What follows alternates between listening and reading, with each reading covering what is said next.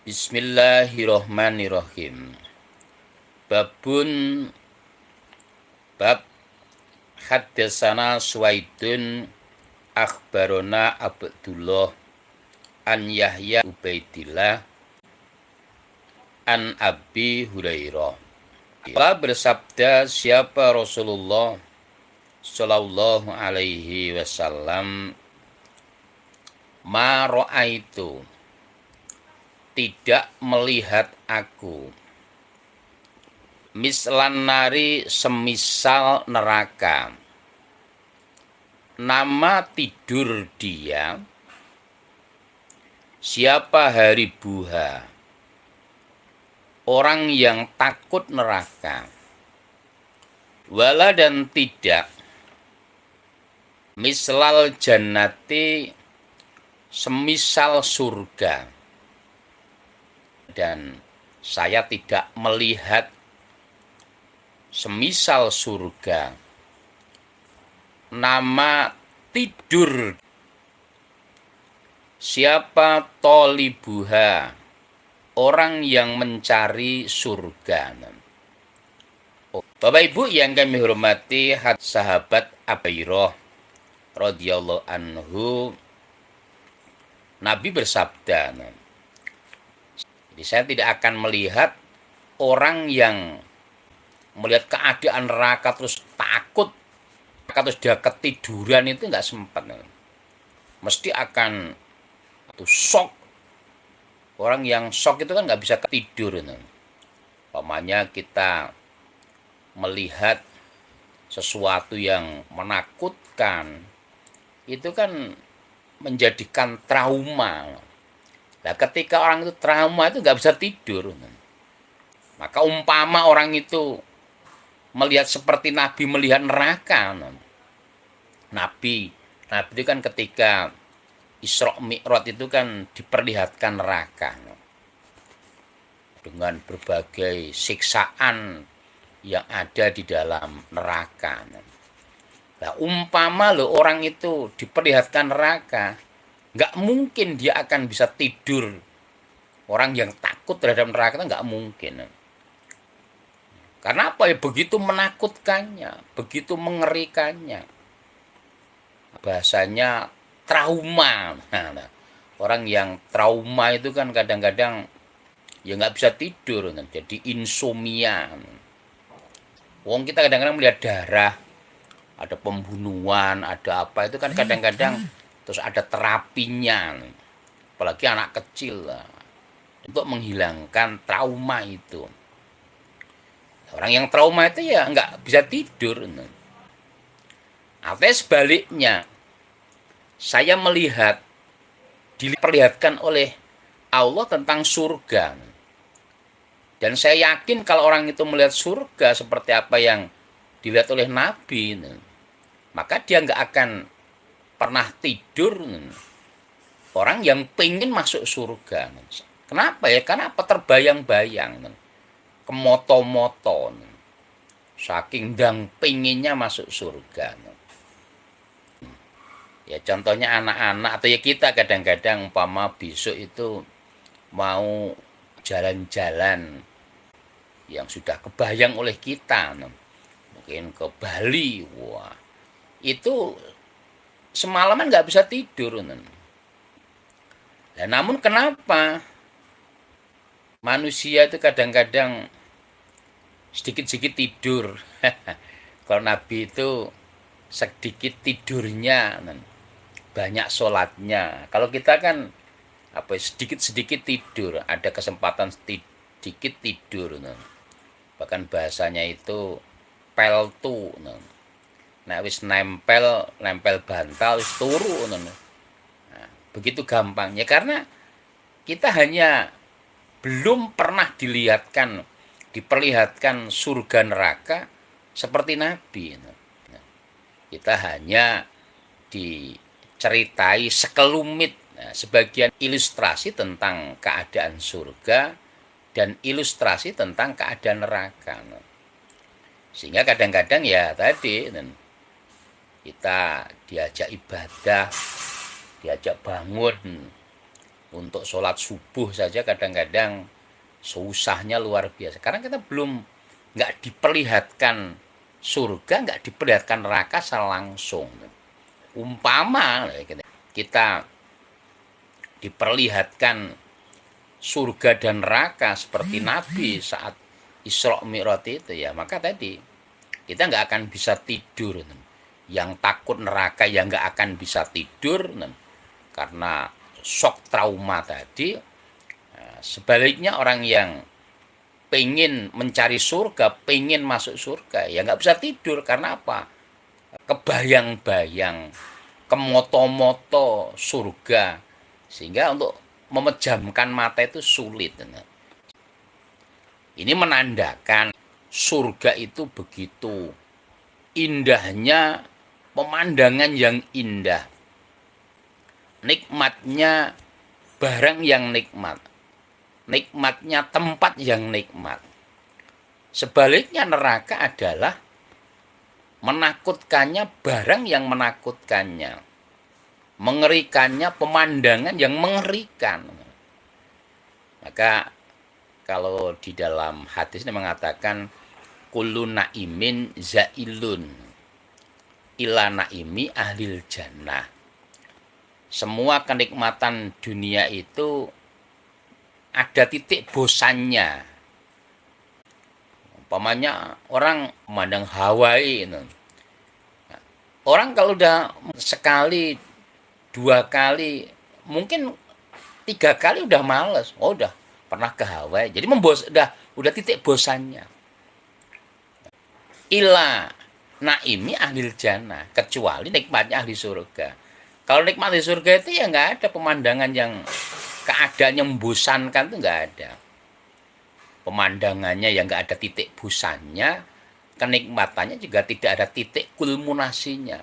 Nikmat terus, indah terus, menyenangkan terus. Dan neraka ya sebaliknya, kuluhamin mungkotiun. Setiap kepedihan, setiap kesusahan dunia itu ada batasnya. Ada selesainya. Selesainya orang susah itu mati. Mati ya sudah. Kecuali susahnya ilahami ahli nar. Kecuali susahnya ahli neraka. Nah, maka dari itu ya dari sini bisa kita tarik kesimpulan bahwa diri itu nggak akan kuat, nggak akan kuat surga maupun diperlihatkan. Maka ini masih menjadi ujian. Tampakkannya nanti di akhirat pasti orang yang iman akan masuk surga, sebaliknya orang-orang yang tidak iman, orang-orang yang kafir maka akan masuk dalam neraka. Kita lanjutkan. Babu majaa. Babnya apa yang datang. Ana sesungguhnya. Aksaro ahli nari. Lebih banyaknya penghuni neraka. Iku an-nisa'u perempuan. Bab yang akan kita bahas bahwa lebih banyaknya orang yang masuk dalam neraka, penghuni neraka adalah perempuan. Loh, kenapa kok bisa begitu? Nah, kita lihat. Haddatsana Muhammad ibnu Basyarin. Haddatsana ibni Abi Adiyin. Wa Muhammad ibni Ja'farin wa Abdullah bin Wahab as-Saqafiyu qalu haddatsana Auf wa ibni Abi Jumailah an Abi Rojain al-Atoridi an Imron ibni Husain qala berkata Imron bin Husain. Kala bersabda siapa Rasulullah Shallallahu Alaihi Wasallam, Ittolaktu melihat aku, atau ya diperlihatkan memperlihatkan aku. Finnari di dalam neraka. Faro'aitu maka melihat aku. Aksaro ahliha. Lebih banyaknya penghuni neraka. Anisa'a perempuan. Watolaktu dan melihat aku. Maksudnya diperlihatkan aku.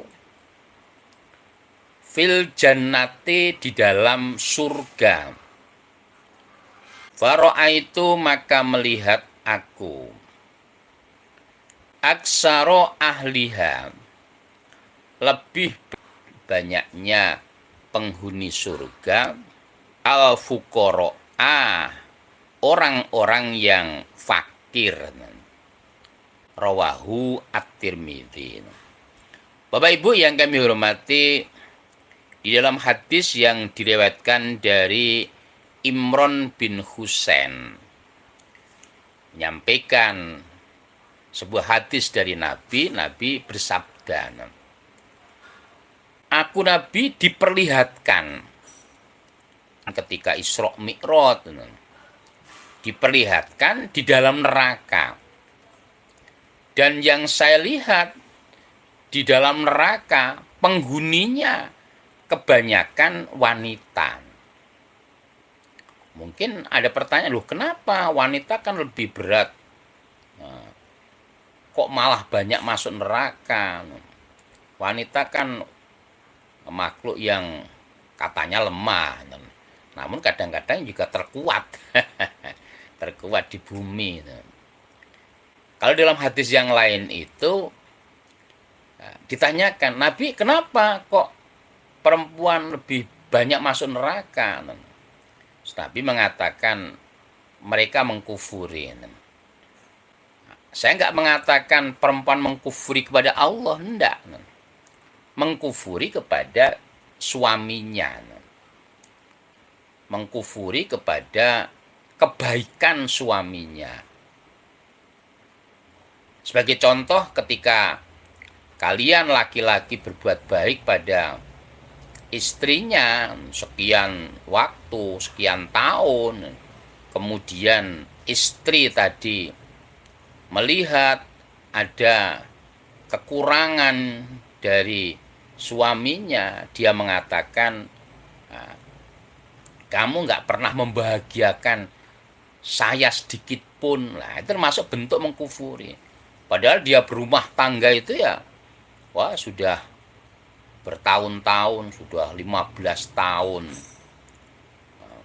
Pengen jalan-jalan diajak jalan-jalan. Pengen baju, belikan baju. Pengen giwang, dibelikan giwang. Wah pokoknya wis dituruti lah. Pengen mangan di luar, makan di luar. Wah udah. Terus suatu saat mungkin suaminya lagi apa gitu, pengen istrinya dibelikan iPhone. iPhone lah, suaminya aja HP jadul, istrinya pengen iPhone. Nah, terus suaminya mungkin ya udah nggak usah, langsung mengatakan, wah memang saya nggak pernah bahagia, saya nggak pernah dibelikan sesuatu lah, menyesal saya punya suami macam emas lah. Itu kadang-kadang itu masuk bentuk mengkufurinya istri kepada suami. Padahal yang baik-baik itu udah hilang, yang selama sekian tahun itu loh, tiap hari ya dikasih makan, suami membanting tulang untuk menafkahi istri, direwangi udan-udan, wis mangkat isuk utuk-utuk pulang sampai malam. Nah, itu kan hanya untuk menafkahi. Namun tadi begitu melihat satu ya kekurangan atau apa, wah langsung kebaikan-kebaikan yang sudah pernah diperbuat itu seakan-akan nggak ada bekasnya sama sekali. Itulah termasuk bentuk mengkufurinya seorang istri kepada suami. banyak nyelatu, banyak maidu, banyak membantah kepada suami. Nah, ini yang menyebabkan banyaknya perempuan masuk neraka. Dan memang nggak mudah. Dalilnya itu kan sebenarnya kan gampang itu dalam hadis itu.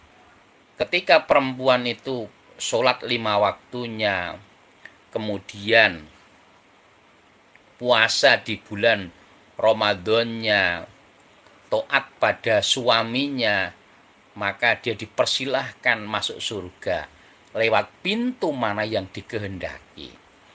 Kelihatannya gampang, namun nggak gampang, terutama taat kepada suami. Kalau taat kepada Allah, insya Allah ya karuan. Taat kepada Rasul, ya insya Allah mudah. Taat kepada suami ini nggak mudah.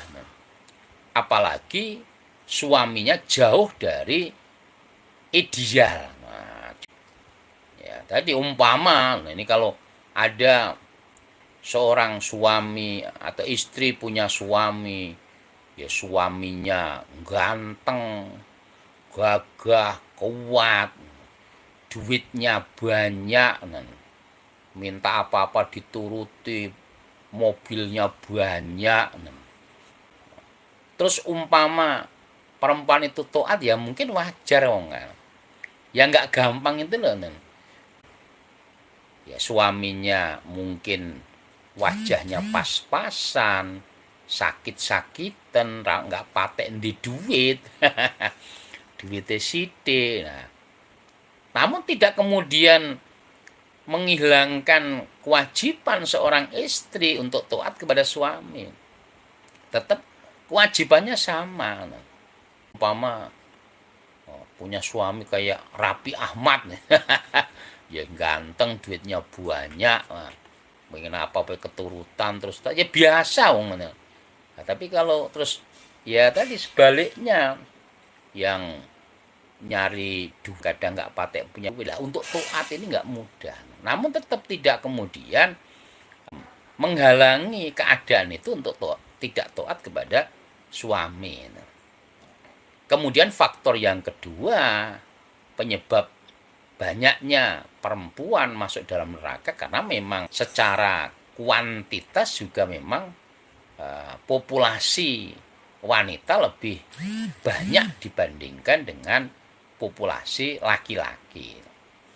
Bahkan nanti menjelang hari kiamat itu perbandingan antara laki-laki dan perempuan itu 1:50.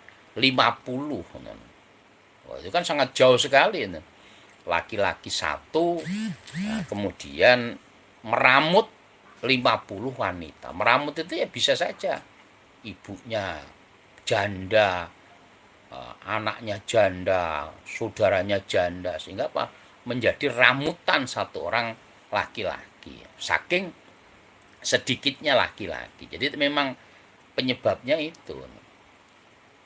Nah, kemudian Nabi juga bercerita dan saya juga diperlihatkan ke dalam surga, dan saya melihat kebanyakan penghuni surga adalah orang yang fakir, orang yang miskin.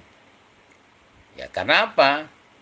Orang yang miskin itu biasanya secara kejiwaan itu ya nggak aneh-aneh, nggak neko-neko. Diajak ibadah sayo, nggak banyak pertanyaan, nggak banyak pepeko. Kemudian juga bagi orang yang miskin itu juga nggak banyak yang dipertanggungjawabkan, terutama tentang harta. Kan ketika orang itu di yaumul hisab itu kan orang akan ditanya tentang hartanya, dia peroleh dari mana, kemudian digunakan untuk apa. Ini yang membutuhkan waktu yang lama, sehingga selisih umpama sama-sama masuk surga antara orang yang kaya dengan orang yang miskin itu selisih waktunya 500 tahun. Orang miskin sudah masuk surga, orang kaya belum. Ya karena tadi dia akan ditanya tentang hartanya, diperoleh dari mana, Ini dengan cara yang halal atau cara yang haram. Terus digunakan untuk apa? Untuk flexing apa, untuk pamer, untuk riya, atau untuk sabilillah. Ya, sehingga menjadikan sedikit orang kaya masuk surga. Nah, orang yang miskin, orang yang fakir banyak, karena ya tadi pertama cara berpikirnya lebih simpel, lebih gampang. Nah, orang kaya itu kadang-kadang ya aneh-aneh pertanyaannya itu loh, banyak curiga ketika ada orang ngejak ibadah itu, wah jangan-jangan ini hanya nanti dia ingin menguasai harta saya ini nanti lah, macem-macem. Kalau orang miskin ya saya ibadah ibadah, nah spol kemampuannya, sehingga itu Nabi menjelaskan itulah penyebabnya. Nah, di dalam surga lebih banyaknya penghuni surga adalah orang-orang miskin. Maksudnya bagaimana? Pesan apa yang tersirat di dalam hadis ini? Ya tentunya bagi para wanita ya tentunya harus banyak hati-hati, banyak introspeksi diri. Jangan sampai pertama ya banyak lukai perasaan suaminya. Jangan banyak mengecewakan suaminya. Kenapa? Apapun keadaannya, bahwa suami salah satu jembatan untuk masuk surganya istri. Kalau laki-laki kan jembatannya ya atiullah wa atiur rasul wa ulil amri minkum. Taat kepada Allah, taat kepada Rasul, taat kepada ulil amri, pengatur. Lah kalau istri ya tambah taat kepada suami, ya, jembatannya lebih banyak.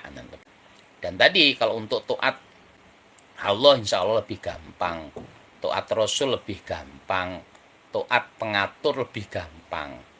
Nah, taat suami ini yang kadang-kadang lebih sulit.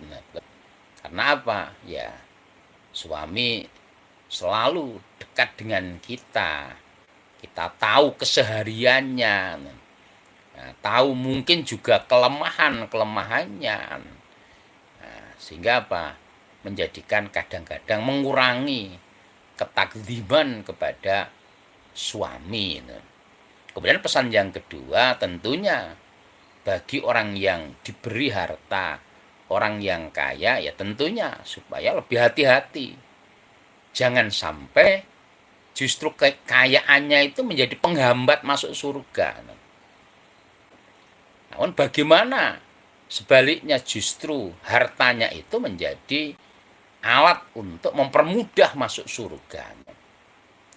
Dan tentu juga bagi orang miskin, jangan sampai kemiskinannya menjadikan melemahkan keimanannya, mengendurkan keimanannya, mengelokrokan kesemangatan ibadahnya, itu jangan.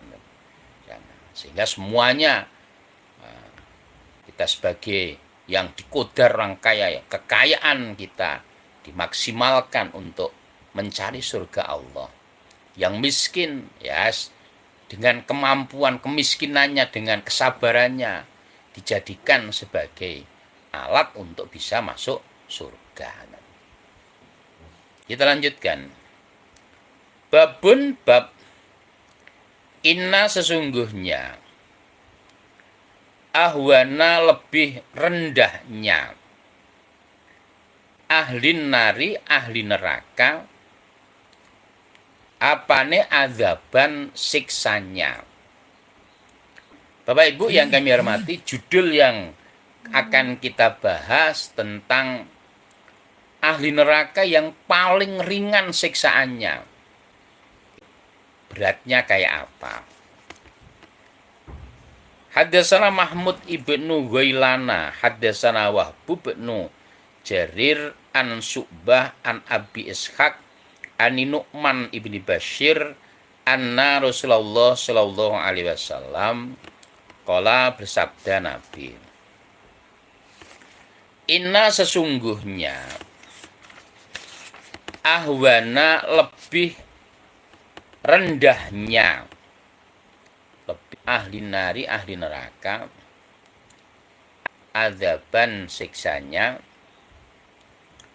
yaumal kiamati pada hari kiamat,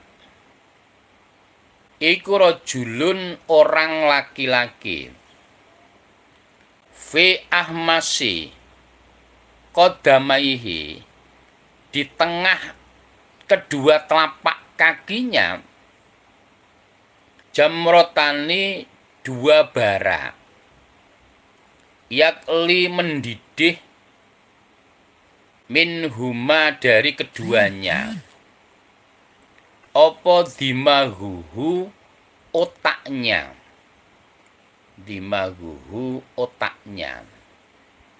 Rawahu at-Tirmidzi. Bapak Ibu yang kami hormati, hadis dari Nu'man bin Bashir. Nu'man bin Bashir menyampaikan hadis dari Nabi. Nabi bersabda, sesungguhnya siksaan paling ringannya ahli neraka besok pada hari kiamat. Jadi neraka, siksaan paling ringannya penghuni neraka besok pada hari kiamat, yaitu berupa siksaan di antara dua telapak kakinya, tengah telapak kakinya diletakkan dua bara api.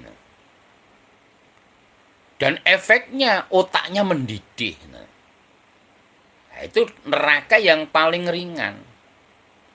Jadi neraka yang paling ringan besok pada hari kiamat itu orang disiksa dengan cara di antara dua telapak kakinya itu ditaruh bara, mowo bara, kemudian otaknya mendidih. Nah, itu neraka yang paling ringan.